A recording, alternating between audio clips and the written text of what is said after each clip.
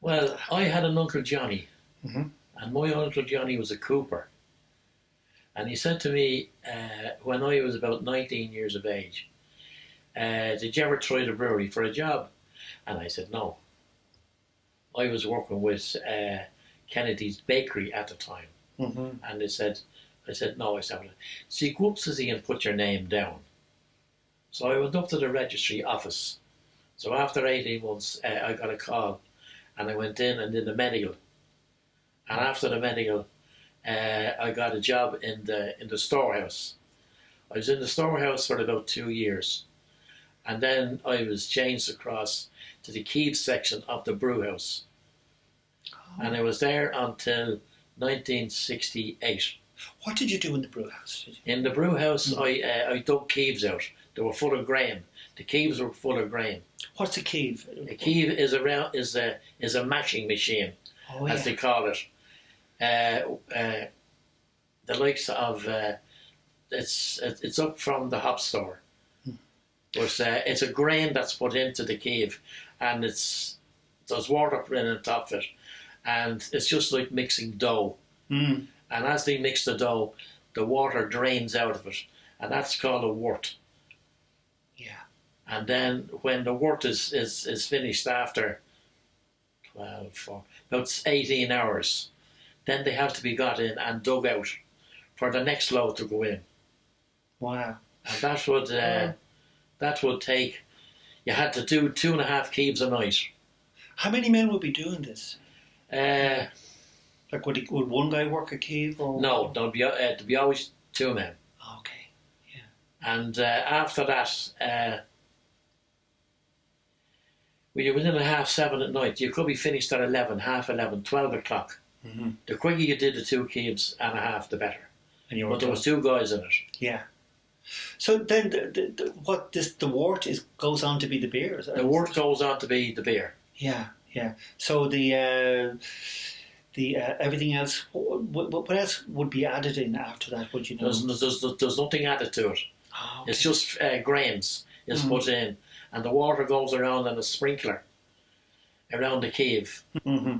Then they have to be dug out, Right. and it goes down onto the road into a wagon, and the wagons then are brought down to the dry grains, which the farmers come in and collect and give it to the cattle.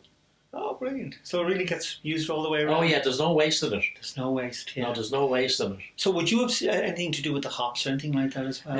Yes, when you were on night work, Mm-hmm. you would put the hops into the hopper. Yeah. I think there was 2 bags or 3 bags of hops went into each hopper. What was the hopper? Is that the big brass kind The of? big brass container. Okay. Yeah. Yeah. So you would feed in the 2 bags. You feed in the 2 or 3 bags. That was your last function when you were on night work. So if you went in at night work at 12 o'clock, you were finished then, we'd say, at about 5. And then you had to wait until the copper men, as they called them, told you that the copper was ready to put it, in other words, filled up with water. Okay. And then that's when the hops went in on top. And so about 2 bags went into that. 2 went bags into each copper. Yeah. How many coppers were there? Were there a whole room of them, wasn't there? Like, Yeah, there was 6, 7, 8, 10, 2. I think there was 14. There'd be 14 or 16 coppers. And can you just tell me how you came to work in the brewery? How did you start in there? Well, in the 1940s, I was at school and went to secondary school in James Street, Mm-hmm. and it was quite an in thing around James Street because that's the home of Guinness. Yeah. Yeah. St James's Gate. Yeah. And so we did at that time, what was called the Guinness exam. Yes. Most of us. Yeah. And if your father was, it was very family orientated Guinness, and if your father was an employee, then you got X amount of marks plus when you sat the exam that you got. I remember doing the exam in the Molesworth Hall in Molesworth Street, and stamped on my exam papers was son of outsider, like son of a bitch. You know, son of outsider. And that's the way it was. Yeah. And they had, you know, maths, English, general knowledge. I remember questions like, remember they stopped planes flying over. Yes, that's right, yeah. The The Berlin blockade. the Berlin airlift is what That's I'm trying right. to think. Yeah, yeah. The Berlin airlift. And another one which was strange, like ITMA. You know, it's a general knowledge, like anything can crop up. Yeah. Now, ITMA at that time was a comedy radio show called ITMA. And it was Tommy Handley. And the song was It's That Man Again, ITMA. Yeah. ITMA. And they had questions like that it hit you, like, you know. Yeah. So yeah. anyway, we did the exam, and you'd have to have your medical and. How many would have gone for that exam like, when you were going? Would there be a dozen? Quite a crowd, because it was very popular. I mean, Guinness was a place where they fed you, they clothed you, and they buried you. Like, you know, I mean, it was a job forever. You know, and so anyway, we did it, and you either went into the laboratory as a boy.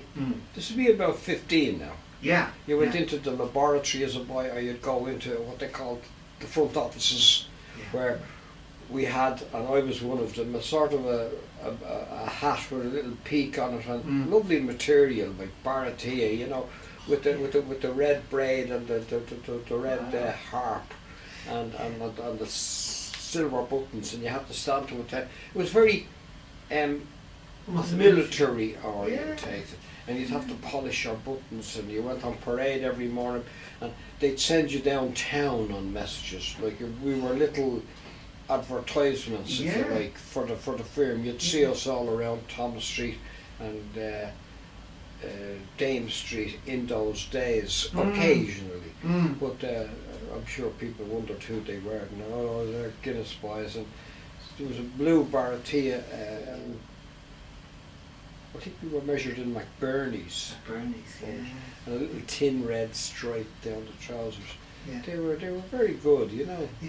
Do you remember those the cartoon, the Guinness cartoons with all the animals and all the rest of it? That's right. And I seem to remember that figure was in those photographs, because he had the cap and he had everything. And all that we were boys, you see. The men on the gates had uniforms, something similar, you know. Right. And before we'd go out, they'd stop us, check us over before they'd let us out onto the street.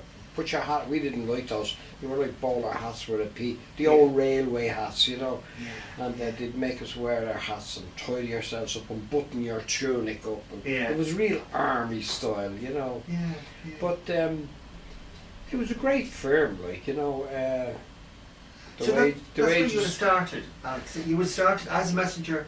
You went in, and so what would your normal day be like? Well, it would depend on, you could be, if you were in the front offices, like where I was, you could be attached either to the correspondence office, where you moved correspondence from one place to another, or you took care of the files that they wanted you to take care of out in your safe, you know. They'd come out looking for stuff and you'd be able to find it for them. Or there was a post office there, which went through the normal post office routines, like sending telegrams and writing telegrams and bringing stuff over to the post office and back, and then a postal service within the brewery itself. There'd be 4 postal areas in the brewery, you know, 3 in the upper level and 2 in the lower level, you know, and the main post office was up in the upper level, and so you'd had a postal service in the morning and one in the afternoon. Each in the morning one would have maybe 3 or 4 rounds up to lunchtime, and then after dinner you'd have another 3 or 4 rounds. I remember there was 2 exams.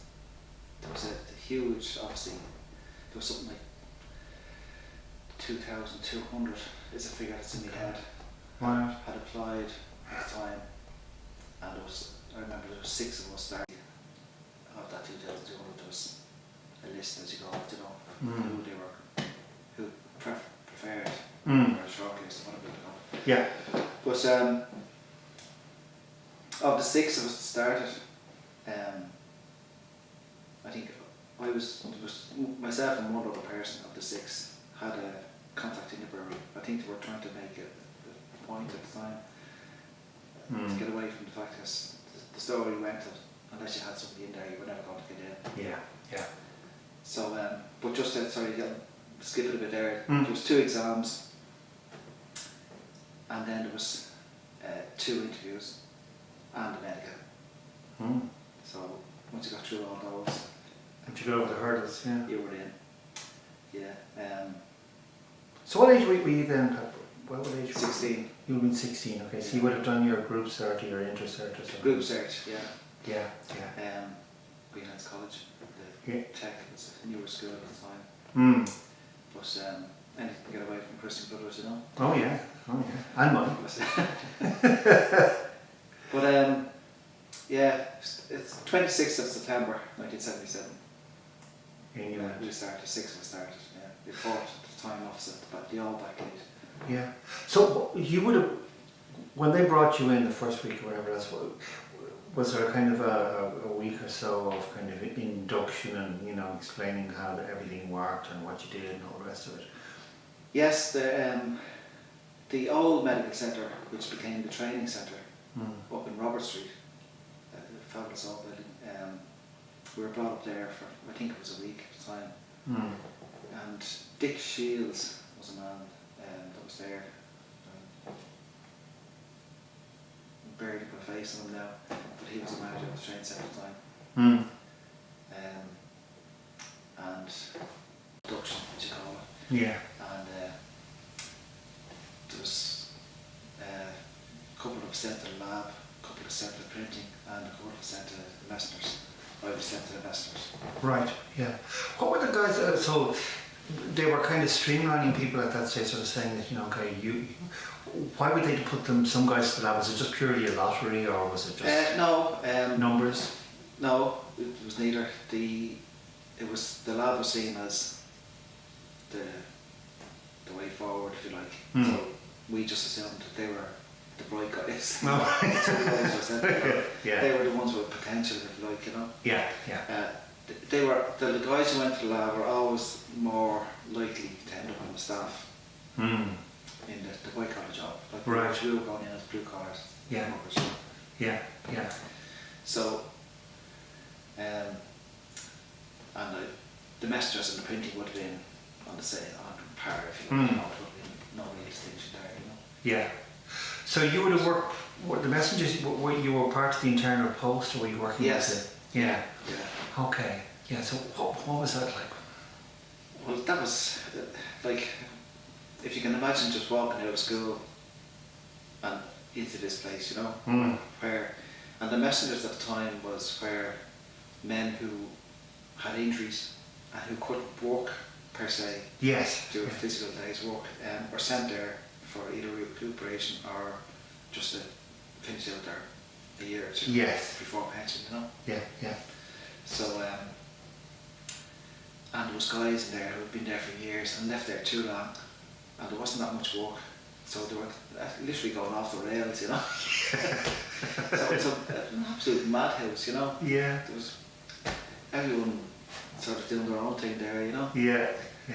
But there was a few of us came in, and anyway, there was 5 or 6 routes, different routes, postal routes, you know. They had to be done. I can't remember, was it twice or 3 times a day you could done. Because you imagine there'd be a lot of work, because in those days it was all paper and it was all. Yeah, well, it was. You got your one.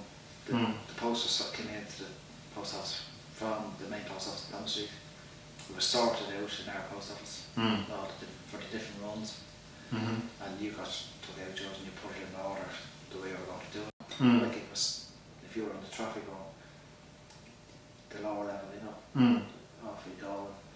It was a lovely job, like, you know, you're walking around just meeting people, dropping in post, and obviously every officer went into the in tray, and then the out tray you take their post away with you.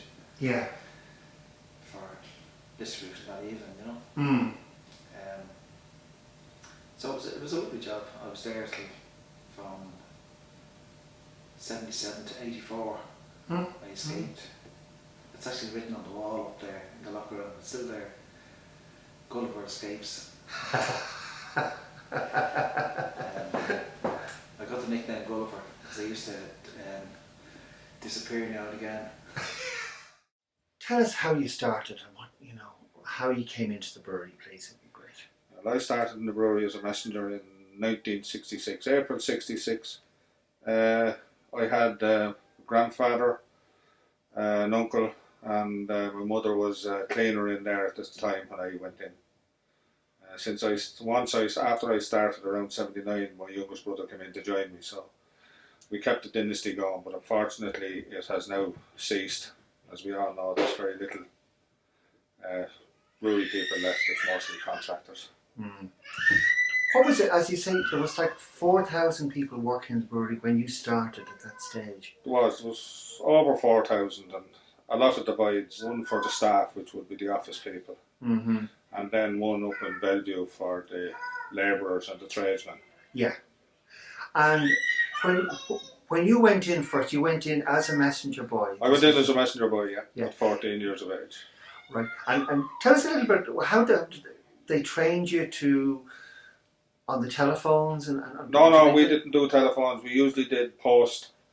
Each department, Mm-hmm. you'd have about 2 or 3 messengers in it, Okay. Yeah. and you'd have the man messenger who'd be the boss, and then you'd have the lad, as he was known. He was over 18, but he wasn't. They didn't send you out to the big wide open brewery until you were nearly 20 or 21. My gosh. But they'd all have their own little bits to do, and there used to be. It was like a big old house. The bell would ring behind you, and it'd be so-and-so's office. You'd have to go in and pick up something and deliver it to somewhere else in the brewery. Right. But then they had a postal system, an internal postal system. Now the girls, the telephone exchange was operated by girls when I went in there. Mm-hmm. So you were assigned to a department, and then you'd have to be trained in as to all of the. You would get to know all the people in it. When I started now, it was called what was a relief messenger. Mm-hmm. In other words, I could be in the accounts for 2 weeks because one of the lads are on holidays. I could be the engineers the following week. I could be down in the container the following week, traffic. I could be anywhere. Right. And that went on for about a year and a half, and then I got the nice handy one over in the registry office. so that was an easier. It was because there was all right. There was a lot of people coming in and out because the pensions office was there and things like that. But you didn't have a whole area. You only had one house. Right. The building is still there. It's just on the corner of Watling Street there. Oh yeah. Street. Yeah. So. And every fella that came into the brewery, man, woman, or child, had to go into that building. That building, yeah. That's where all their records were held. Yeah, and that's where you actually started. That's where you reported on your first day. On your first day, yeah. So you were outfitted with a uniform and that came probably about 2 or 3 months after you went in. Mm-hmm. You were sent down to McBurney's in O'Connell Street. Burkey to get measured. Yeah, to measure up for the job. Measure up for the job. Yeah.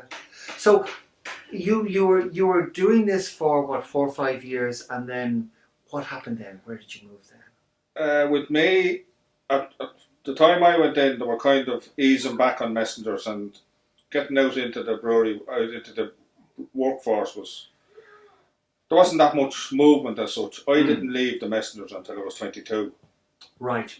But you were more or less given jobs. You were kind of in charge here or helping out there. You weren't down with the messenger doing all the work. You were given the orders type thing with newer fellas coming in. Yeah.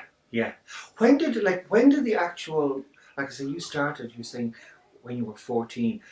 When did that actually finish? When they stopped taking in boys as such and whatever. Was that in the 70s? I was in the 70s. I wouldn't know the exact date now. It was in the 70s. Yeah.